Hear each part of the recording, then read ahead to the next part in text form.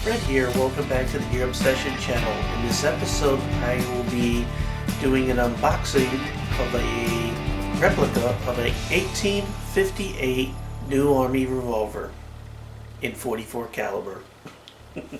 I've been dying to get a black powder revolver for probably a couple of years now, and I noticed that in Bass Pro they had one of these Redi-Pak kits where they had the revolver, and here it is, in a pack with almost everything that you need to get to start firing, with the exception of black powder and the percussion caps.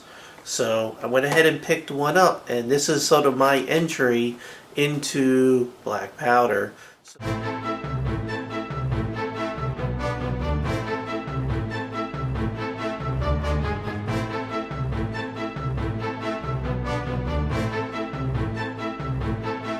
We'll check it for safety.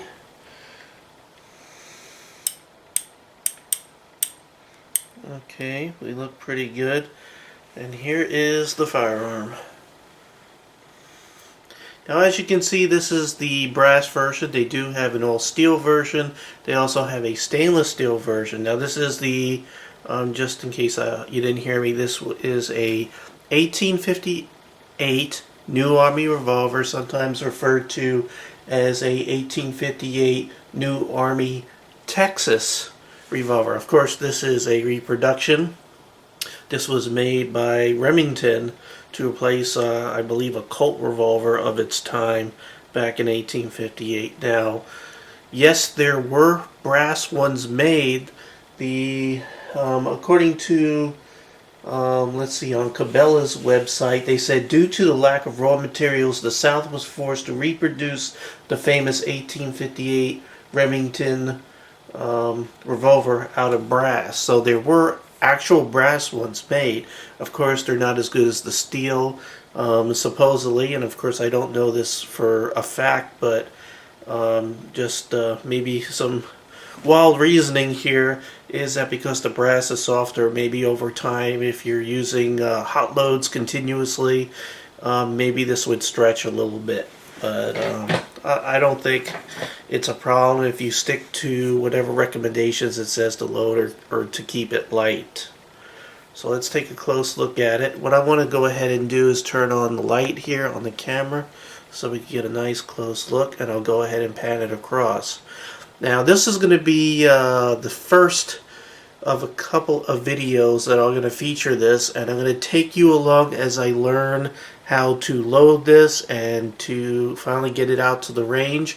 Hopefully I will be at the range next weekend, this coming weekend, next weekend. This thing has some nice weight to it. We'll figure out how much this thing weighs too. Now, this is the Redi-Pak version, so it came with all kinds of stuff. So it came with some Lube Plus, or Lube 1000 Plus. It came with some cleaning fluid. It came with a measuring flask. Very nice brass looking. We can maybe try some flits on here, see if we can get it shinier if it gets dulled up. It also has this other measuring device here, and you can see it has numbers on it, so you can measure out the amount of grains, and then you just sort of lock it in. I noticed that on a lot of videos, people load directly from this bigger flask. I guess you fill it up, and you can open it up while covering it and flipping it out and filling this tube. But I've also read on several forums and other websites that you should not be loading it with all the powder right there, that you should put it into a separate measure. You should be putting it into a separate measure that you calibrate here for probably between 20 and 30 grains for this particular .44 caliber revolver. And then you pour it using the smaller one, so it's less of a hazard. We also have a cleaning kit. It has looks like a rod and a brush in there, and the case is the handle.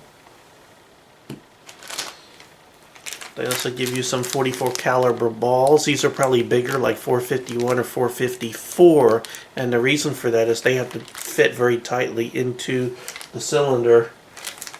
So you're also given a capper. I guess what you could do is put the percussion caps into this, and then you can rip them off on the nipple quicker than placing each one individually. And again, you'll see that in a future video here, how to use that.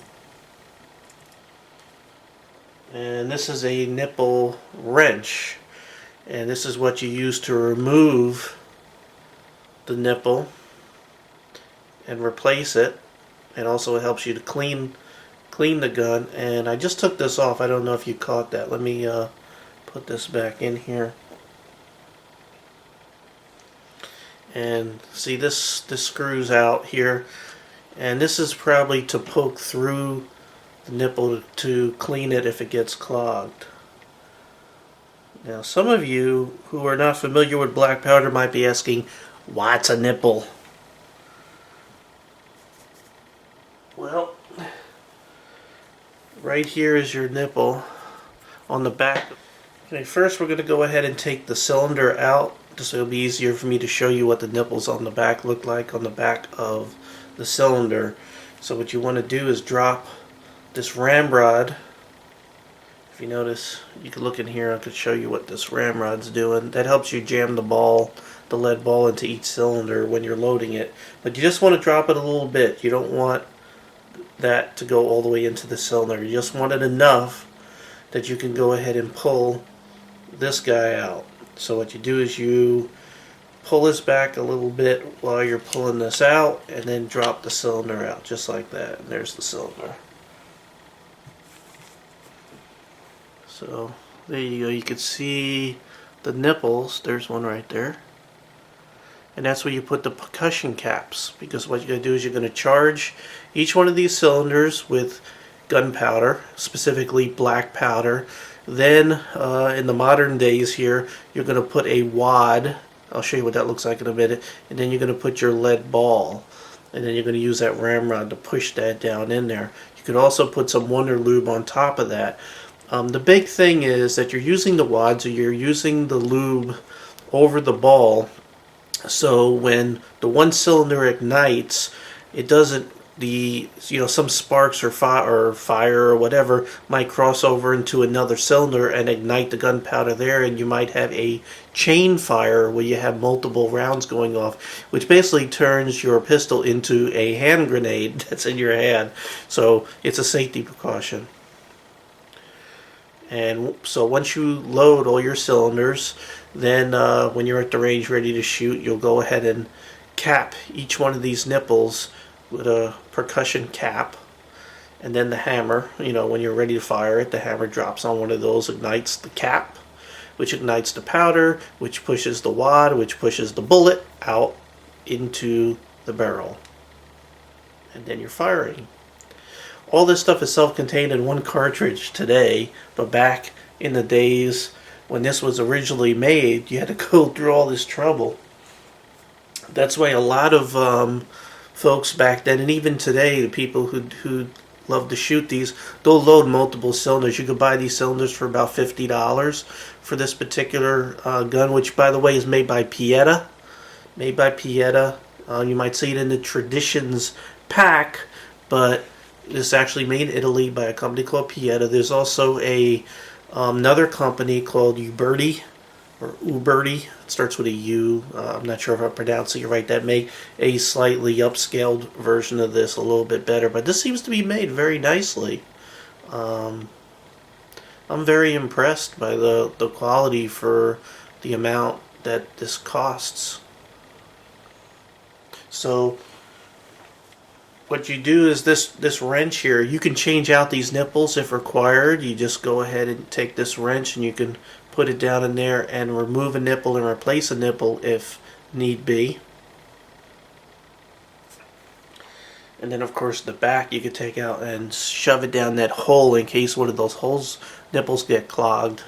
It has that pin there. So what's missing out of the kit? Well, You need percussion caps, and according to the instructions it says to use a number 10 or number 11 cap. So I bought one of each by Remington. These have 100 individual caps in each one. So maybe one will fit better than the other. I'm not sure yet because I'm learning. I also bought these wads so I don't have to put this Wonder Lube on top of the balls of each cylinder. What you could do is you could put this wad between the powder and the ball when loading, which you'll see in a future video. So I bought a couple of packs of these pre-lubricated Wonder wads. So you get 50 a pack. These are for 44 caliber or 45 caliber. And I bought a box of balls.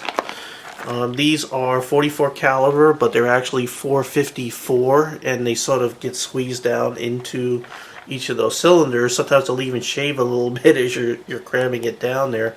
And these are made by Hornady.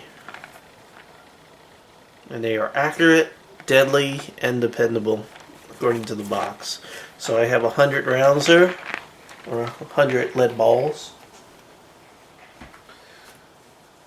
And then, of course, I had to purchase powder.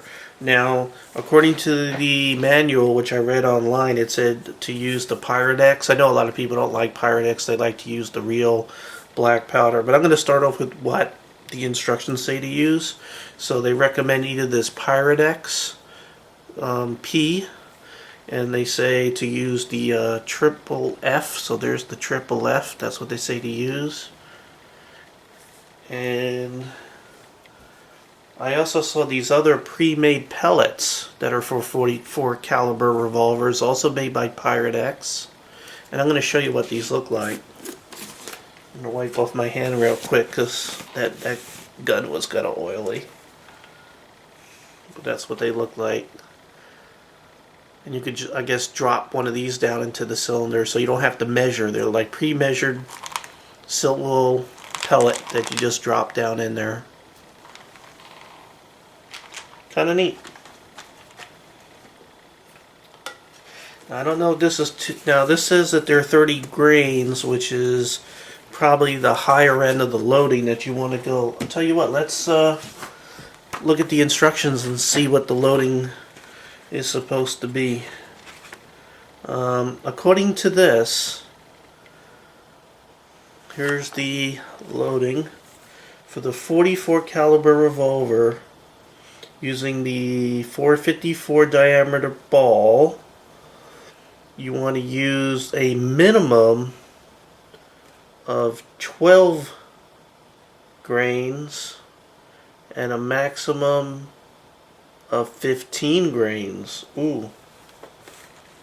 If I go to the Traditions Manual, which also came in the same package, their manual states that for the 44 Remington, using the round ball, to use for the Pyrex P, that the minimum is 22 grains, right here where I got my finger, and the maximum is 30 grains. And on YouTube's it says, I see people using up to 30 grains, which is twice as much that Pietta is saying to use. I'm kind of confused here. And I hate to think that I spent $20-something on these 30 grain pellets to make life easy.